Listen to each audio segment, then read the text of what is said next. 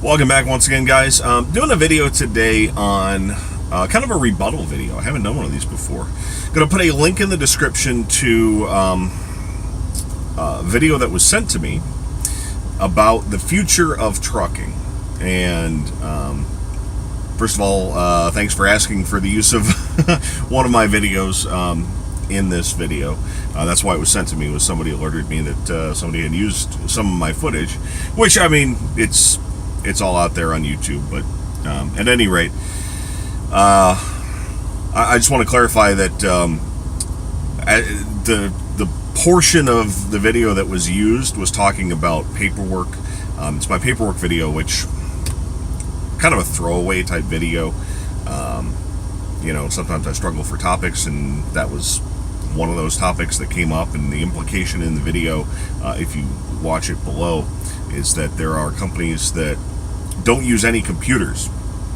And while there is actual paperwork that Prime uses and the companies that we go to use, we still use computers. Prime is not a company that is using exclusively paperwork. Basically, you have to bring paperwork with you.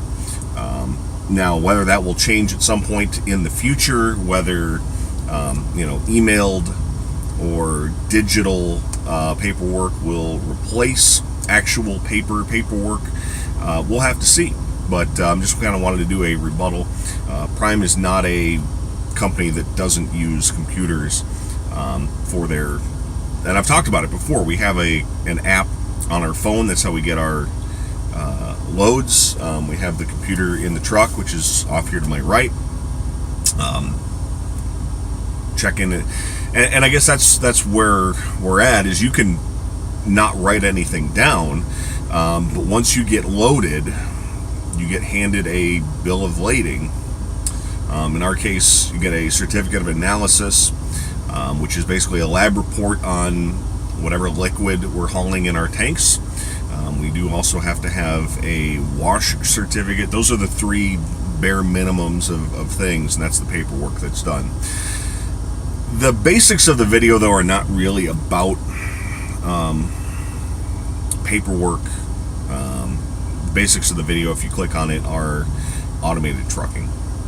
The future of trucking, where you go back 20, 30, 40, 50 years and to where trucking is now, and to where within 10, 15, 20 years, depending on who you talk to, there are companies like Otto, there are companies like the Nikola One, there are companies like Tesla, who are trying to make both electric trucks, like electric cars, fuel hydrogen cell trucks, and then Otto is specifically an automated trucking company.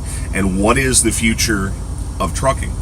And it's kind of an interesting video. As far as my rebuttal to it, I don't know. I'm 42 years old at this point. I would like to think that I can get another 20 years if this is what I choose to do for the next 20 years, and I don't know that I'm going to do this for 20 years. I did, and I've talked about this before, I did radio for 17 years. I started to drive buses towards the end of my 17 years. Last 2 years in radio, I started to pick up driving buses, school buses, and charter buses. Did 2 years after I was out of radio, doing charter buses and public transit buses, and then transitioned into doing this. If there's a future that doesn't include human beings sitting in the driver's seat of a truck, we're all going to have to adapt. The common theme, and one of the things driving the future of trucking, is the concept that there aren't enough truck drivers. There is a truck driver shortage. I would contend that is a misnomer. There are plenty of truck drivers. There are plenty of guys who show up at Prime. Prime brings in about 100 people every Monday. Almost every quote-unquote mega carrier brings in a large recruiting class every Monday. Whether and especially companies that train their own drivers to get their CDL. They bring in a bunch of guys who want to get their CDL.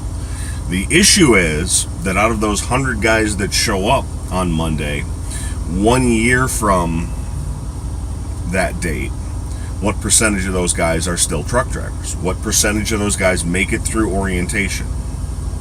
What percentage of those guys actually get their CDL?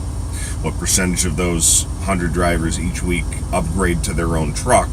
And consequently, what percentage of those guys stay with a particular company for 1 year? And let alone 1 year, I've been doing this 2.5 years now.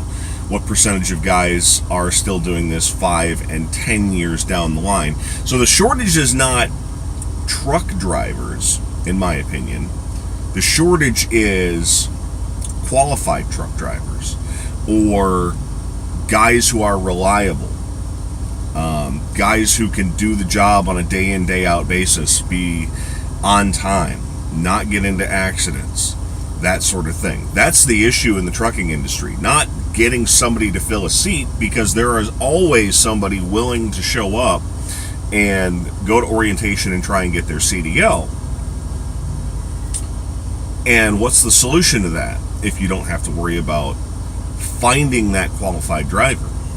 Because if you can find anybody to fill a seat, but if 20%, and I honestly don't know the number, if 20%, if 50%, if 70%, and I know the turnover rate in the trucking industry is often cited at 100%.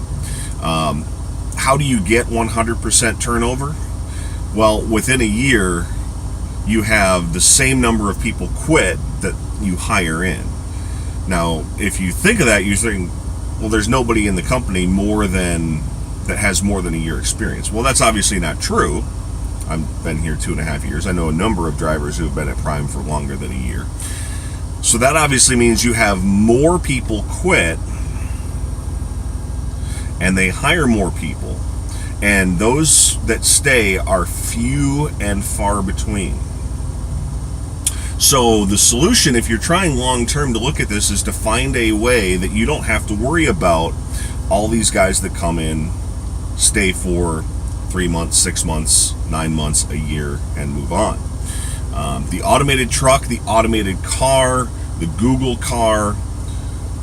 Do I honestly know when, if, how, why all that's going to happen? No, I don't know. Nobody really knows. You can speculate that 10 years from now, the government's going to mandate that cars have to be driven by a computer and no human being can drive a car. The reality is that people still drive manual transmission vehicles. And the automatic transmission was invented decades ago. A long, long time ago. And unless you actually mandate something like that, and then you provide a government subsidy for the replacement of said vehicle. The thing is, there are millions of trucks on the road. Even if it is economical to retrofit my truck for an automated driving, and that's what Otto is. If you haven't looked it up, OTTO, Otto, is an automated trucking system that fits on an existing truck. Now, Prime is a company that basically gets rid of all their trucks every 3 to 4 years.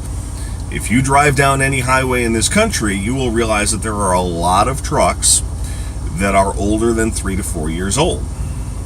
So while Prime may be able to within 3 to 4 years, and that's how they are transitioning from manual to automated manual or automatic trucks, it's not we're going to replace every single truck, but it's still going to take 3 to 4 years to replace almost every truck in the fleet with automated manual trucks. So that time frame, if Prime decided today, we are going to start ordering Otto, or we're going to start ordering a new truck that is automated, it would still take 3 to 4 years to implement that.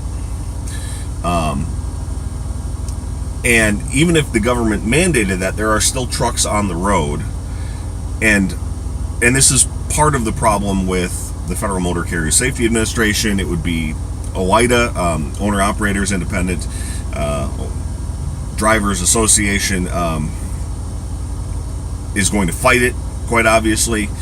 because it would mean the loss of basically every driver in the country's job.